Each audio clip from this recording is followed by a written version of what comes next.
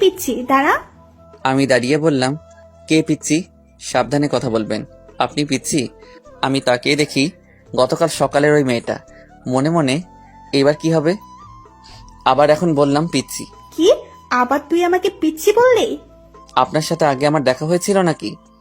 আমার সামনে ভাব ধরবি, দাঁত সবগুলো ফালাই দিব। তুই তো গতকাল সকালে আমাকে ফালতু বলেছিলি। কে বলেছে আপনি ফালতু? আপনি কত কিউট। আসলেই মেয়েটা অনেক সুন্দরী। এইসব বলে লাভ নেই। কোথা থেকে জানি এক ছেলে এসে বলল, বড় আপু, কি হয়েছে? তার সাথে রাগারাগি করছেন কেন? কোনো বেয়াদবি করছে নাকি? বেয়াদবি করেছে মানে? গতকাল আমাকে ফালতু বলেছে। কি তুই ফালতু বললি আমাদের এলাকার বড় আপুকে? জানিস সে কে? সে আমাদের সবার বড় আপু। এলাকার সবাই তাকে বড় আপু ডাকে। আর তুই কিনা ফালতু বললি? ভাই আমি এই এলাকায় নতুন আসছি, তেমন কাউকে চিনি না, ভুল হয়ে গেছে আপু। আপুকে বড় আপু বল।